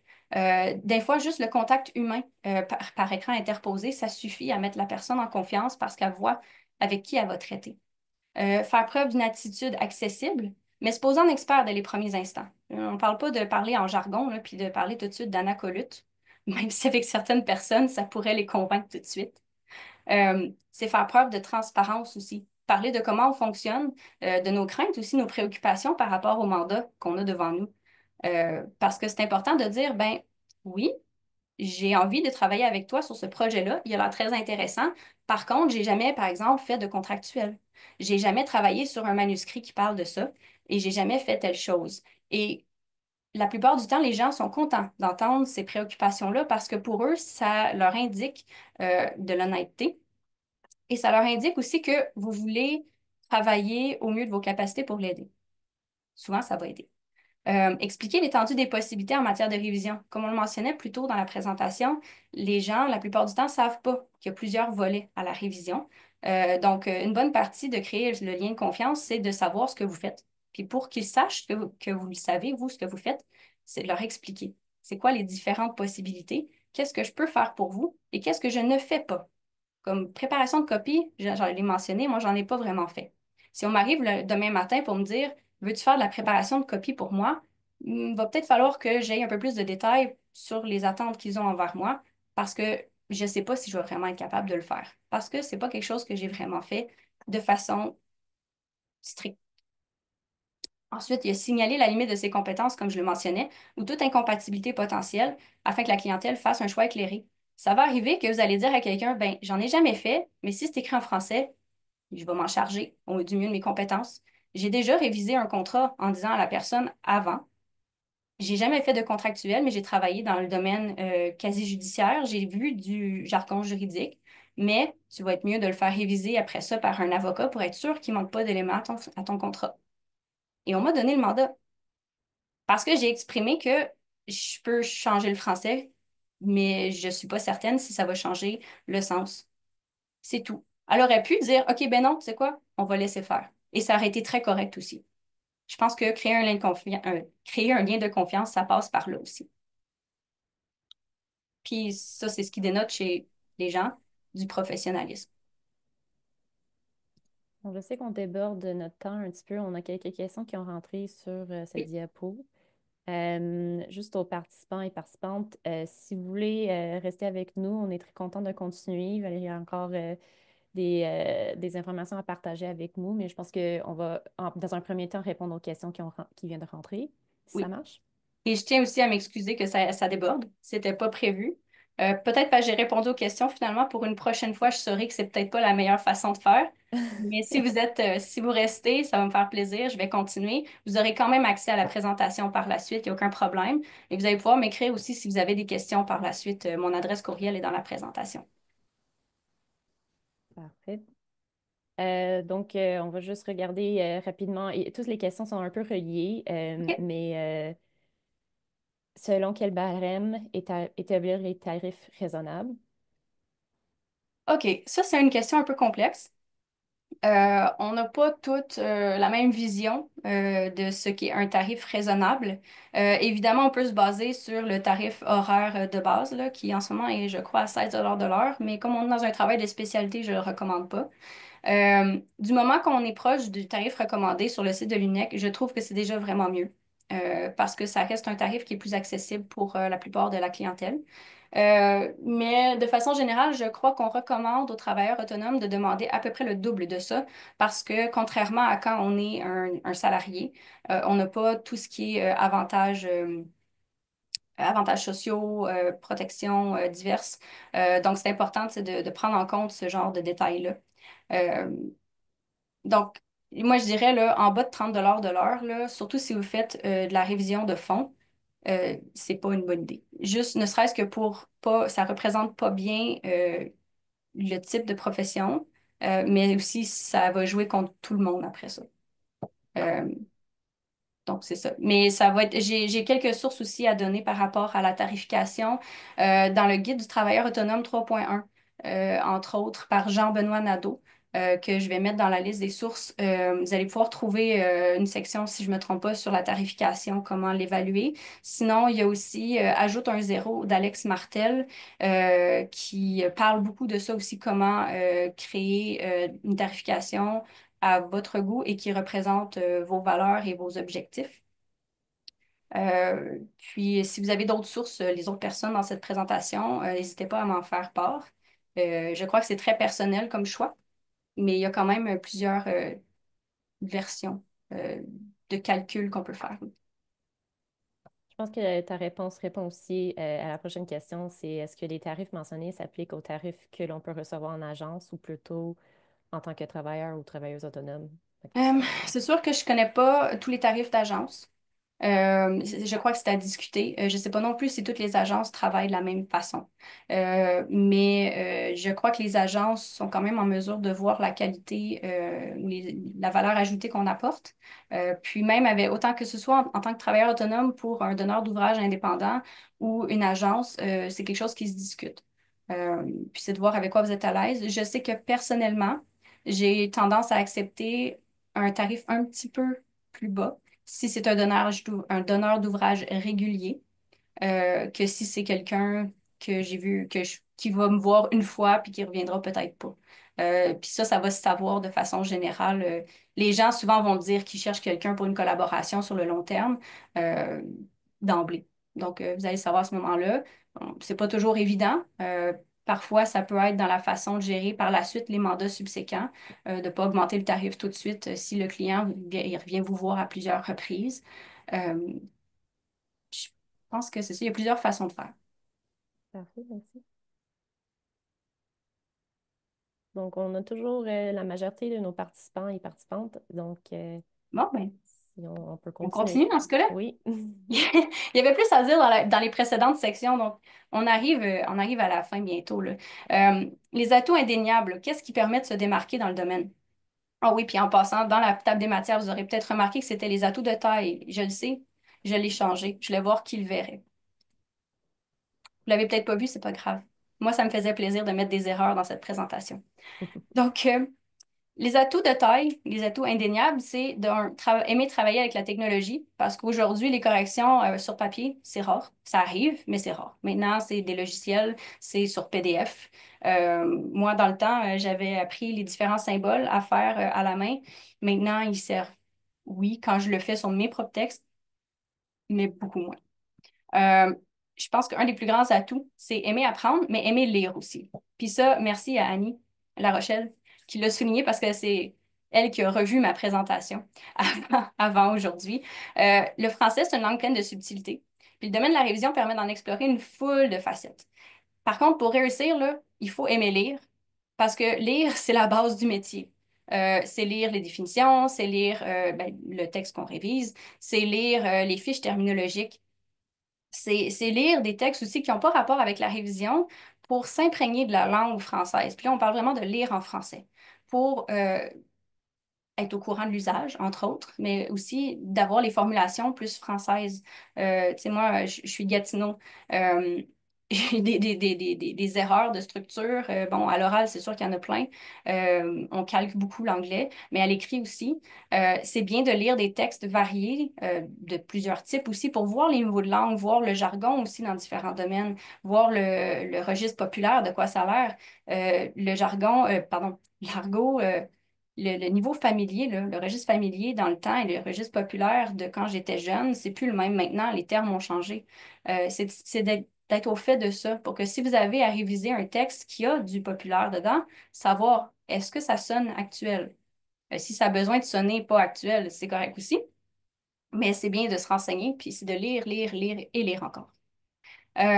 C'est avoir des connaissances spécialisées dans un domaine précis. Parce que des fois, on n'a pas de bac en littérature ou en lettres françaises ou en traduction, mais on est un spécialiste, par exemple, en marketing ou en comptabilité On a été avocat longtemps, puis on décide de faire de la révision juridique. C'est plus facile de réviser un texte si on connaît la matière. Une carrière en révision, carrière en révision, part d'un meilleur pied si on sait de quoi on parle, simplement parce qu'on est déjà au fait du jargon, on est déjà au fait des nuances de sens à apporter avec différents mots. C'est pas toujours le cas, là. Personnellement, je suis plutôt généraliste, donc je touche à tout ce qui est écrit en français dans certaines mesures parce que moi, j'aime apprendre sur divers sujets aussi. C'est ce qui me garde, c'est ce qui garde la flamme, c'est ce qui nourrit ma flamme pour la révision, c'est de travailler sur plusieurs domaines. Donc, c'est pas nécessaire d'avoir toutes ces connaissances spécialisées-là. Tu peux les acquérir pendant que tu fais tes recherches. Mais tu peux avoir comme atout de travailler dans un domaine déjà spécialisé et devenir réviseur, et ça va t'aider grandement. Évidemment, savoir écrire, c'est un atout, c'est sûr. On peut pas dire le contraire. Si on sait écrire, on sait réviser, mais pas toujours. Et l'inverse n'est pas vrai, par contre. On peut être très bon réviseur et ne pas savoir écrire un texte en partant de rien. Je trouve que rédiger, c'est plus difficile que corriger un texte ou réviser un texte. Un peu comme traduire. Oui, j'ai suivi une formation pour le faire. Ça reste que pour moi, c'est beaucoup plus demandant de traduire un texte que réviser la traduction de quelqu'un d'autre. Simplement parce que c'est plus facile de voir les erreurs des autres que les siennes. Donc, savoir écrire, c'est important. Ça apporte de la compréhension aussi, comme on disait tantôt. Si tu sais écrire, si tu aimes écrire, tu vas être plus sensibilisé à qu'est-ce que ça fait de te faire corriger. Puis ça te donne un petit peu plus de compassion pour l'autre. Est-ce qu'il y a des questions? Oh oui. Est-ce que tu veux les répondre tout de suite ou on attend à la C'est fin? quoi la prochaine? Oh oui, on passe aux défauts après. C'est ça, des questions sur les atouts. Parfait. Donc, est-ce qu'avec l'avancée, désolé, de l'IA, on pourrait faire entrer la post-édition dans les catégories de la révision? Ben, absolument. En fait, dans mon cursus, j'ai fait un cours de post-édition. C'est je crois que réviser un texte qui a été déjà traduit par l'IA, c'est presque plus difficile que de réviser un texte traduit par un humain. En fait, seul les plus difficiles, parce que l'IA tombe encore beaucoup dans les pièges de la langue, de la transition entre l'anglais et le français. Donc, si on me donne le choix entre une traduction humaine et une traduction machine, je vais toujours aller vers l'humain. Mais l'avantage des traductions machines, c'est que même si on corrige tout le texte, ben, il va pas le prendre mal. Donc, ça pourrait être un avantage. Mais je crois que la post-édition, c'est un type de révision à part entière aussi. D'ailleurs, c'est bien de le souligner. Merci. Je vais le rentrer dans mes notes. Je prends des notes à mesure. Donc, oui, puis c'est très actuel en fait comme forme de révision parce qu'il y a beaucoup de clients qui aujourd'hui pensent que ça facilite notre travail de le passer dans l'IA avant pour le traduire, l'arranger. Et c'est pas toujours vrai. Ça peut arriver avec des textes très peu complexes, mais la plupart du temps, ça va compliquer notre travail. Il va y avoir des clichés là-dedans, des erreurs de syntaxe qui n'auront vraiment pas été corrigées parce que la machine n'est pas en mesure de réfléchir en tant que tel, même si elle fait une analyse très poussée aujourd'hui, plus que quand moi j'ai fait mon cours de post-édition. Ça remonte quand même à 2010, je crois, puis ça fait vraiment des merveilles. On s'entend là que quand ça a commencé, euh, les bases de données ou les banques de texte euh, faisaient des merveilles quand même. On avait fait un test dans un cours, dans le cours en question. On devait tous traduire le même texte en le passant dans je sais plus c'était dans quelle machine, par contre, j'ai oublié. Mais le texte du début était vraiment moins bien révisé que le texte de la fin, simplement parce que on nourrissait la base de données, la banque de texte. Puis à la fin, il n'y avait plus d'erreur dans le texte du tout. Mais on était quand même une trentaine dans le cours. Donc, ça montre que le passer juste une fois dans la machine, c'est pas l'idéal, mais c'est faisable. Puis ça peut aider dans une certaine mesure, mais c'est vraiment pas recommandé. Fait que oui, pour répondre en cours, même si j'ai fait long, je crois que la post-édition, c'est une forme de révision. Euh, Dernière question. La révision est souvent reléguée aux tâches d'une secrétaire, ce que je trouve dommage. Qu'en pensez-vous? C'est vrai. Il y a beaucoup de formations de révision, en fait, qui sont même axées sur le travail de secrétariat. C'est pas... je crois que ça tombe un peu dans le même domaine que mettons, Ghislain est bilingue, donc on va lui faire traduire nos textes. C'est une question de facilité pour les gens d'utiliser la secrétaire qui souvent rédige déjà des textes pour qu'elle révise les autres textes aussi. C'est pas une mauvaise chose, mais c'est sûr que elles n'ont pas le même bagage. Puis souvent, ben, elles vont rentrer ces personnes-là dans l'étiquette des personnes bonnes en français qui sont reléguées au travail de révision. Mais quand ça arrive, je crois que c'est pas. Je crois qu'il tient à ces personnes-là de peut-être demander à leurs supérieurs d'aller chercher une formation supplémentaire pour aller pallier les lacunes qu'ils pourraient avoir. Mais aussi, il faut voir que ben, parfois, l'entreprise en question n'a peut-être pas des gros besoins de révision non plus. Peut-être que eux, leurs attentes, c'est juste d'enlever le plus gros des fautes. Puis ça, c'est quand même faisable. Euh, On peut pas. C'est vrai que c'est dommage dans un sens, mais il faut aussi être conscient que euh, les temps sont difficiles pour tout le monde. C'est déjà les gens grattent leur scène, pour bien dire ça, sur plusieurs aspects. Donc, s'ils ont à choisir entre donner cette tâche-là à leur secrétaire qui fait déjà de la rédaction écrit bien, puis embaucher quelqu'un vraiment juste pour la révision, ils le feront probablement pas parce que ça ajoute comment dire, une contrainte financière, mais ça ajoute une contrainte de temps aussi parce que là, il faut penser que la secrétaire, par exemple, ou la personne doit envoyer ça au réviseur qui doit en fait le renvoyer à l'autre personne. Donc là, ça allonge les processus, puis les gens ne sont pas toujours au fait de ces processus-là et ça peut créer comment dire, des obstacles, puis des problèmes. Les gens sont peut-être pas prêts à gérer ces problèmes-là. Donc, c'est une réalité, mais je pense que ces personnes-là gagneraient euh, à aller chercher des connaissances, des compétences supplémentaires à ce moment-là pour s'aider avec leur travail parce que peut-être qu'ils n'aiment même pas ça la révision parce qu'ils ne savent pas comment la faire comme du monde. Est-ce que ça répond bien? Je me Oui, sens emportée. ça a eu un bien répondu. Parfait, merci. On a une dernière qui a rentré, mais je pense que vous allez partager des ressources à la fin. Avez-vous Oui, des exemples de logiciels de correction? Donc, si ça va être dans les ressources partagées, on peut peut-être... oui, ça va être dans les ressources partagées plus tard. Je peux quand même répondre rapidement, tu sais, de façon générale, c'est sûr qu'il y a Antidote, mais je sais aussi qu'il y a le Robert qui a un logiciel de correction. Je ne l'ai jamais essayé encore, ça fait partie de mes objectifs à court terme pour voir la différence. Il y a aussi, j'ai entendu parler de Cordial, je ne sais pas exactement c'est quoi leur valeur par rapport à Antidote. Euh, Par contre, c'est sûr que Antidote, ça reste une ressource qui a été faite au Canada par Druid, voilà. Et puis, très utile, surtout quand on sait bien l'utiliser.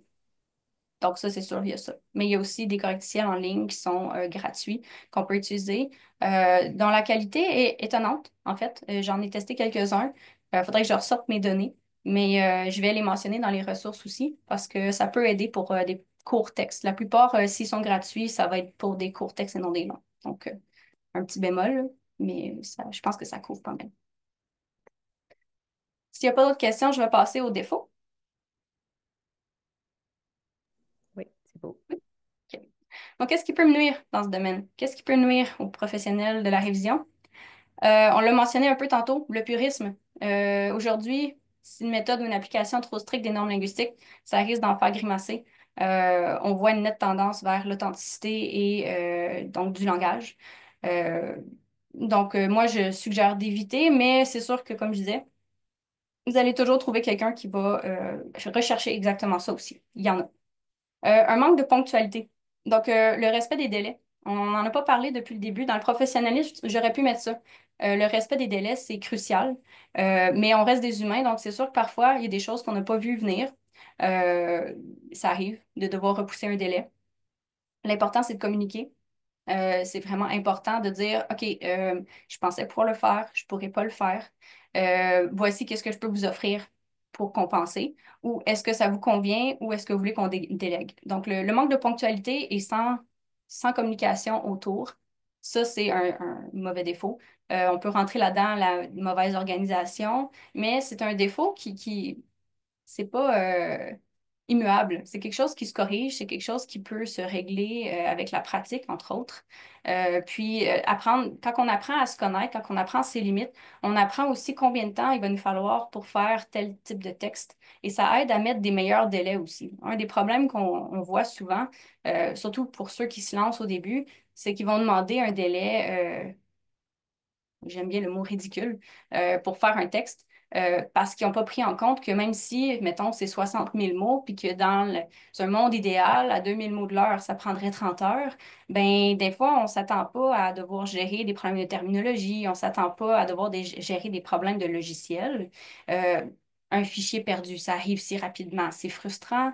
Il y a plein d'obstacles qui peuvent arriver. Puis ça peut jouer sur le respect des délais. Mais l'important, c'est de dire, OK, une fois de temps en temps, c'est bien, mais si c'est des manques des respects, voyons, des non-respects répétés, c'est là que ça peut devenir un problème. L'accès de zèle, un peu comme le purisme, c'est pas bien, dans le sens où personne ne veut voir son texte revenir bariolé de rouge. Euh, c'est pour ça qu'on disait, tu sais, plutôt qu'il faut vraiment tempérer ces interventions, puis il faut se demander vraiment, est-ce qu'on a besoin de faire ce changement-là au vu du mandat, des exigences du client et des besoins. Des exigences aussi de temps, parce que si vous avez juste 30 heures et que c'est un 30 heures ferme, vous allez peut-être être mieux de ne pas vous attarder aux minuscules détails qui ne rentrent même pas dans votre mandat. Tu comprends? Au contraire, par contre, le laxisme, donc c'est-à-dire à peine passer antidote dedans, ben ça peut être aussi frustrant pour la clientèle parce que le travail est fait à moitié, puis ils se retrouvent par la suite à devoir faire affaire avec quelqu'un d'autre. Donc, on double les coûts souvent. Puis même que s'ils vont vers quelqu'un de mieux qualifié ou de plus rigoureux, ça va leur coûter plus cher. Puis à ce moment-là, ils vont être réticents beaucoup à faire affaire avec quelqu'un d'autre. Donc, ça apporte des problèmes. Fait que ces défauts-là, c'est sûr que c'est les plus flagrants, c'est sûr que j'ai remarqué le plus souvent au fil de mes discussions, mais aussi en connaissant des gens. Et c'est sûr qu'il faut faire attention, mais c'est des choses qui ne sont pas irrémédiables.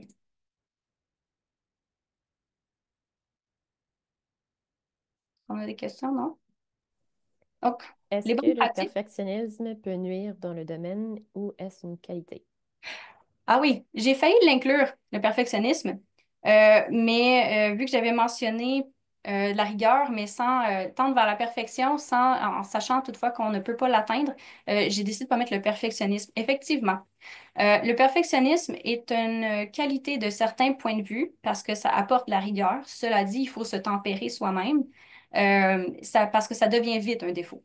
Le perfectionnisme maladif peut vous amener toutes sortes de contraintes, entre autres justement de ne pas respecter les délais ou de courir après votre temps ou votre souffle parce que vous avez passé, mettons, 3 heures sur la page 4, mais vous avez encore 10 pages à faire, puis il vous reste 2 heures, par exemple. Euh, il faut apprendre à lâcher prise.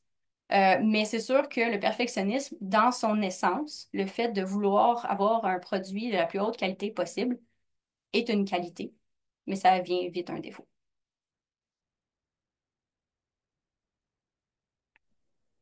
Parfait, merci. Euh, les bonnes pratiques, que peut-on mettre en place pour mettre les formes dans sa pratique? Donc, j'en ai mis juste 4, mais évidemment, c'est celles auxquelles je pensais le plus parce qu'on a déjà vu quand même plusieurs bonnes pratiques au fil des diapos. Donc, actualiser ses compétences, je pense que c'est une des principales. Si tu continues à corriger un texte comme tu le corrigeais en 1990, euh, je pense que tu es dû pour actualiser tes compétences. La langue a énormément évolué depuis. Même le Robert a actualisé son dictionnaire régulièrement dans les 5 dernières années. C'est fou, là. Vraiment fou. Donc, c'est vraiment important parce que, comme on l'a dit, la langue est vivante. Donc, la base de notre travail change constamment avec l'usage.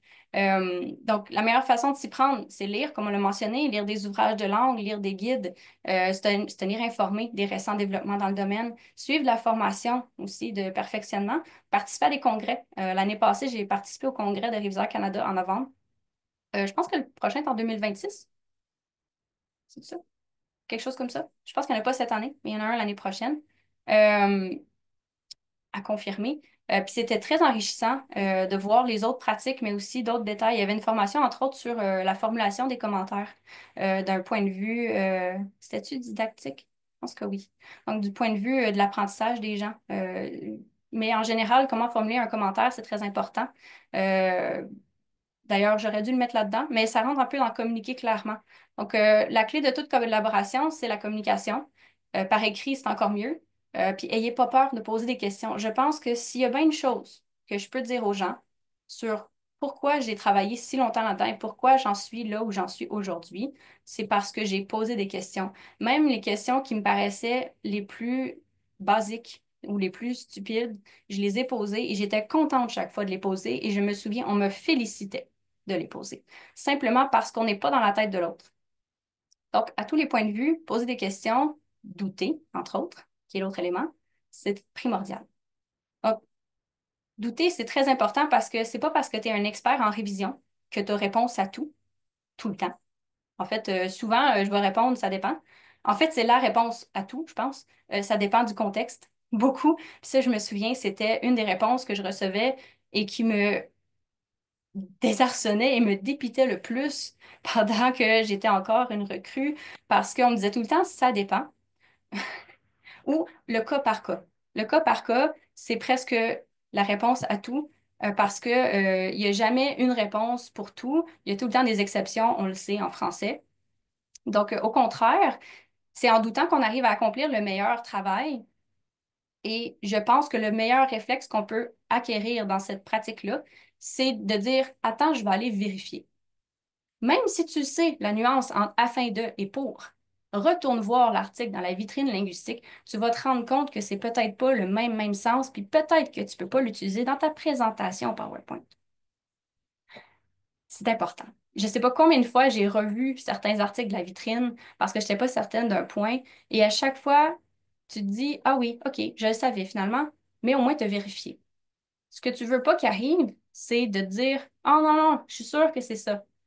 Et pas corriger cette erreur-là, pas relire l'article, pas le corriger, puis te faire dire par la suite, ah ben, t'aurais dû le changer. Bon, OK, personne ne va mourir, là, souvent, mais tu sais, ça rentre dans la rigueur. Le doute, c'est la base même de la rigueur. C'est important de l'entretenir. Puis des fois, il y a des gens qui m'envoient des questions, mettons, sur Messenger, des amis, là, qui me disent, est-ce qu'on peut écrire ça? Là, je prends le temps de lire la question. Des fois, je viens de me réveiller, j'ai même pas mis mes lunettes. Et là, je regarde la question et je suis tentée de répondre parce que je suis sûre que je connais la réponse. Et des fois, je réponds, mais trop vite. Et là, je suis obligée d'effacer le message, d'aller voir, puis là, je me rends compte que j'avais raison ou j'avais pas raison. Puis, on devrait toujours avoir le réflexe de dire, attends, je vais aller vérifier. Maintenant, je dis, attends, je vais mettre mes lunettes. Puis après, je vais vérifier. Puis, la plupart du temps, justement, ne serait-ce que pour valider ce qu'on pensait. Parce que ça va être important. Des fois, le client, il va dire, pourquoi tu as changé ça? Puis, tu vas pas avoir toujours eu tu n'as pas toujours eu besoin de mettre tes justifications en marge. Des fois, oui, il y a des clients qui les veulent systématiquement. Ça allonge beaucoup le travail, ça. Prenez une note là-dessus. Si vous justifiez toutes vos interventions, prévoyez le double du temps. OK? C'est très long. Mais si vous ne le faites pas, attendez-vous à ce que le client parfois vienne vous voir et vous dise, ben, je ne comprends pas cette modification-là, peux-tu me l'expliquer? Et à ce moment-là, c'est important d'avoir les sources pour le faire. Donc, le doute, le client va l'avoir, mais vous aussi, vous devez douter d'abord pour être sûr de vos choses. Donc, être expert, c'est savoir où aller chercher l'information. C'est pas tout connaître l'information. Puis pour terminer, un autre atout, ben, c'est utiliser des outils d'aide à la correction. Parce qu'évidemment, comme on ne sait pas tout, on peut s'aider d'outils, là. C'est un métier comme un autre. Donc, les logiciels, l'intelligence artificielle aussi, même si on essaie de pas trop en parler dernièrement, ça se parle partout, euh, c'est une bonne aide aussi. Les dizaines de dictionnaires, papier ou numérique aussi, c'est des outils. Il faut les utiliser. Puis il faut savoir aussi, pour ceux qui ne sont pas encore en révision, parce que je ne le mentionne pas assez, euh, juste utiliser un dictionnaire, c'est souvent pas assez. Vous allez avoir la bonne orthographe, oui, mais parfois vous allez peut-être manquer des nuances de sens que vous auriez vues dans d'autres dictionnaires. J'aurais pu faire toute une présentation sur les différentes vocations des dictionnaires. Malheureusement, on manquait déjà de temps, fait qu'on le fera pas, mais ce sera mentionné dans les ressources. Donc, utilisez vos outils. Ça, c'est sûr que vous allez gagner à le faire. Pour les différents parcours, ça va aller vite quand même. Euh, Vous êtes déjà probablement déjà dans votre parcours personnel pour ceux qui veulent se lancer, ou vous êtes ici vraiment parce que ça vous intriguait, puis là maintenant vous avez peut-être déjà une idée de si ça vous intéresse ou pas. Peut-être pas aussi, là.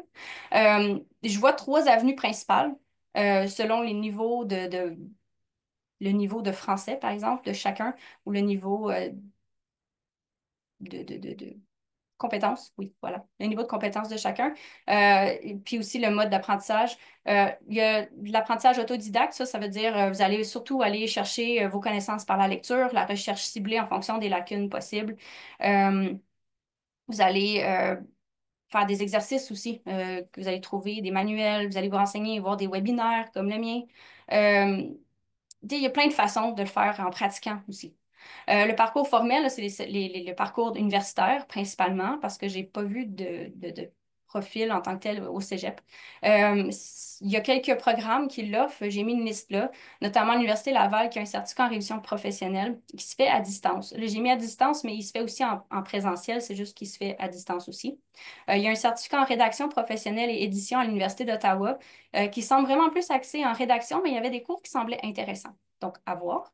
Puis à l'Université du Québec en Outaouais, je l'ai mis quand même parce que ça fait partie de mon propre cursus. Ils ont changé le programme depuis, mais il y a quand même quelques cours de révision dedans et des trucs vraiment intéressants. Et je pense que faire des cours de traduction, ça aide vraiment beaucoup aussi pour le travail de révision à la base. Et sinon, l'autre avenue, ce serait le mentorat et l'accompagnement. Parce que certaines personnes ont besoin d'un encadrement mais ils n'ont pas nécessairement besoin de retourner sur les bancs d'école ni la volonté de le faire. Et ce serait très valable de le faire.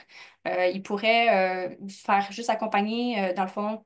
J'ai eu pendant un temps une mentorée. Elle m'écrivait des questions, puis moi, je lui répondais par courriel ou par vocaux parfois. Je donnais les sources. J'ai fait une liste des sources, comme vous allez avoir à la fin de cette présentation-là. Puis, elle a révisé de son bord, puis elle me posait des questions précises à chaque fois qu'elle en avait. C'est comme ça qu'on s'améliore. Moi, le plus gros de mon apprentissage, je l'ai fait en étant réviseur à temps plein et j'étais révisée par une chef d'équipe. Et tous les commentaires qu'elle mettait dans mon texte m'aidaient à m'orienter. J'ai appris la désignation des erreurs, j'ai appris à chercher dans diverses bases terminologiques, j'ai appris à travailler avec, dans le temps, c'était Multitrans. Maintenant, je pense qu'il est plus utilisé. Donc, plein de choses comme ça. Le mentorat, faire affaire avec un autre humain pour apprendre le métier, c'est quelque chose qui s'est fait de tout temps. Donc, un mécanicien avec son apprenti, même chose. Donc, ça peut être une bonne voie à explorer. Ça dépend. Puis aussi, on va aller cibler les lacunes. Donc, on peut faire un test avant pour voir à quel niveau de compétence on se situe en français. Puis après ça, on peut aller chercher, comme combler ces lacunes-là. Ici, j'ai mis une liste de pistes à explorer pour améliorer sa pratique. Donc, peut-être que pour les personnes qui veulent se professionnaliser en ce moment, vous ne savez pas exactement qu'est-ce qui vous manquerait. Bon, j'ai mis quelques pistes. C'est sûr que ce n'est pas une liste exhaustive. Il peut y avoir plein d'autres choses qu'on peut aller aborder. Les connaissances en français. Parfois, juste retrouver la base, les fonctions syntaxiques, l'ordre des mots dans une phrase. On n'y pense pas parfois, mais si on ne sait pas comment une phrase fonctionne, on ne peut pas la réviser. On ne peut pas la reformuler, on peut pas savoir il est où le problème. Fait que ça, c'est vraiment la base. Fait que si j'ai un conseil à donner à ceux qui veulent aller en révision, qui savent pas par où commencer, commencez par toutes les sources qui vont vous aider à vous familiariser avec la syntaxe et les notions de fonctions syntaxiques. Structure syntaxique aussi, l'accord du participe passé. Ça a l'air bête, on n'aime pas ça, l'accord du participe passé, mais c'est essentiel dans notre domaine. Puis les méthodes de reformulation, parce que comme on le mentionnait un peu plus tôt dans une question, ben, il y a plusieurs façons d'éviter certains problèmes. Les formes impersonnelles, les formes passives, la voix active.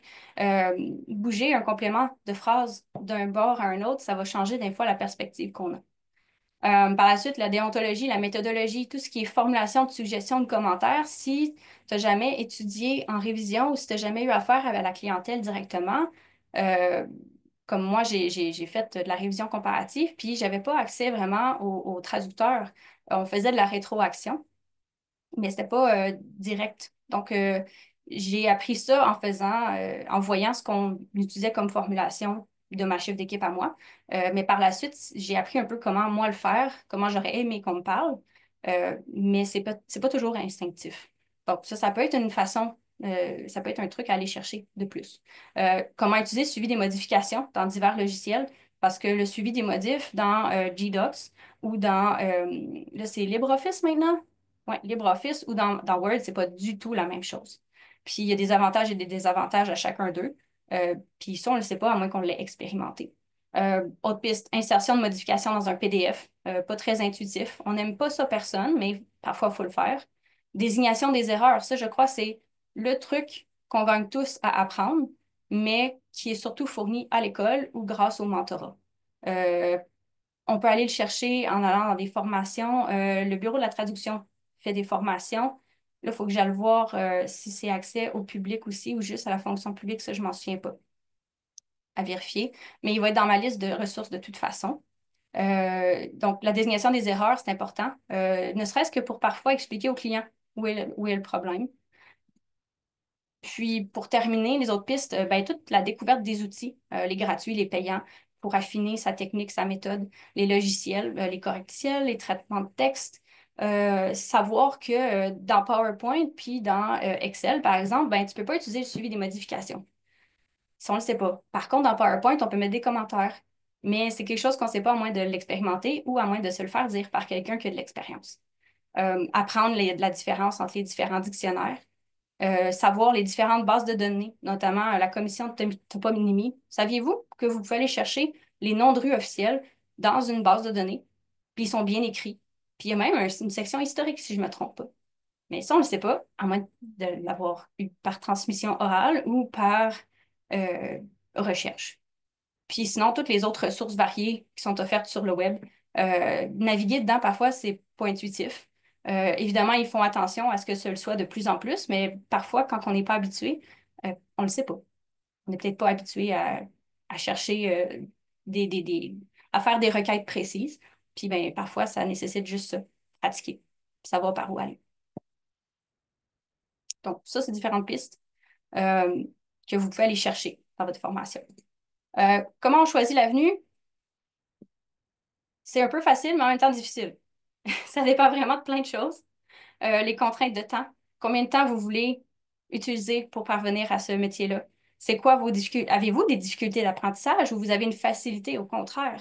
C'est quoi vos compétences déjà? C'est quoi vos perspectives d'avenir ou le domaine que vous visez? Parce que si vous faites de la révision linguistique dans le domaine juridique, c'est pas du tout la même chose que de faire de la révision dans le domaine de la comptabilité ou même juste de l'édition, des mondes complètement différents. Fait que ça va changer aussi la façon que vous allez aborder la chose. Est-ce que vous préférez être en autonomie ou vous voulez avoir un encadrement? Puis c'est quoi votre rythme d'apprentissage? Est-ce que c'est quelques heures par semaine ou vous voulez faire ça à temps plein pendant tant de temps jusqu'à ce que vous ayez ce que vous voulez finalement? Donc, ça va dépendre pour chacun. Euh, Moi, j'avoue, j'ai fait le trajet de l'université, mais à la base, je ne savais pas vraiment où je m'en allais. Puis j'ai fait le bac en traduction et rédaction, et c'est par hasard que je suis arrivée en révision. J'ai saisi une occasion quand je suis rentrée à l'université. La CISR embauchait des relecteurs, et j'ai dit oui. J'ai trouvé ça, je suis arrivée là. C'était la première fois que je corrigeais un texte pour gagner ma vie. Et ben, ça a été le premier d'une longue série. Et maintenant, ça fait 18 ans que je fais ça. Et je savais pas, moi, quand j'ai mis les pieds là, que c'était possible de gagner sa vie en corrigeant des textes. Et j'ai jamais lâché depuis. Parce que j'apprends plein de choses, puis que c'est toujours un défi. Chaque texte a ses propres défis. Donc, ça dépend vraiment. Et je pense que même s'il y en a qui vont dire des fois, ah oui, mais c'est vraiment exigeant, je peux peut-être pas le faire. Bon, je dirais à ces gens que j'ai moi-même un TDAH et que même si je l'ai appris tard, ça ne m'empêche pas de le faire parce que c'est ma passion, la langue française, et que de toute façon, des erreurs d'inattention, tout le monde en fait. Et que je crois que du moment qu'on fait du mieux qu'on peut et qu'on prend les mesures pour pallier les problèmes qu'on a, on peut le faire. Euh, donc, c'est ça. J'étais dans une grande lancée lyrique, mais finalement, ça dépend. Moi, j'aime bien, je suis plus une personne qui aime apprendre en lisant. Je lis beaucoup de guides, beaucoup, beaucoup. J'aime ça. D'ailleurs, je prévois en écrire un éventuellement sur la révision, la pratique de la révision. Et ce webinaire, dans le fond, c'est un peu la base de ce guide-là. Donc, je vous invite à m'écrire vos commentaires sur le webinaire, que ce soit par courriel ou en fait, par courriel ou dans les commentaires ici, si vous voulez aussi, là, pour que je puisse aller bonifier tout ça, puis affiner cette espèce d'orientation-là que je vous ai donnée aujourd'hui. Le prochain, c'est les ressources, mais comme je vous ai dit, sont vides en ce moment. Je vais aller les bonifier et n'hésitez pas à me les envoyer ou à les écrire dans le chat si vous en avez maintenant, parce que je crois qu'on gagne à s'entraider là-dedans. Et, euh, et c'est ça. J'espère que ça vous aura apporté des réponses, des lumières. Je vais fermer la présentation. Je peux-tu arrêter le partage? Je ne veux pas faire new share. Pause share. Voilà. Est-ce que je peux rouvrir la fenêtre? J'arrive pas à ouvrir la fenêtre. OK, je Euh, l'ai. Bon. Donc, OK, t'as réussi. OK, parfait. voilà. Donc, j'espère que ça a été une révélation pour certaines personnes. Euh, J'espère que j'ai couvert toutes les bases. Sinon, ben, il y a peut-être possibilité que je fasse une suite à ce webinaire. On ne sait pas. Peut-être. J'ai bien aimé faire ça. Merci beaucoup de m'avoir écouté et d'avoir posé des questions. Ça fait toujours plaisir. Merci beaucoup, Valérie, pour la présentation aujourd'hui. Vraiment, on ressent la passion pour le domaine et merci d'avoir à partager autant de conseils pratiques. Je pense qu'il y avait un commentaire dans le chat. Merci pour de ta générosité. Ah Vraiment, j'ai hâte de lire votre guide lorsqu'il sera disponible. ah oui, c'est vrai, j'avais Merci. oublié. Oui, Réviseur Canada a un programme de mentorat. J'ai oublié oui, de le mentionner simplement parce que j'ai pas de détails à ce sujet-là. Donc, je mettrai le lien dans tous les cas, dans les ressources, pour que vous puissiez aller excellent. faire un tour. Oui, c'est parfait. Merci beaucoup. Donc, juste un petit rappel pour terminer. Vous recevrez bientôt un courriel avec le lien vers l'enregistrement de la séance aujourd'hui, ainsi qu'une copie de la présentation. Et puis, c'est bien ça. Bonne journée à toutes et à tous. Merci beaucoup et bon français, bien sûr. Merci. Au revoir.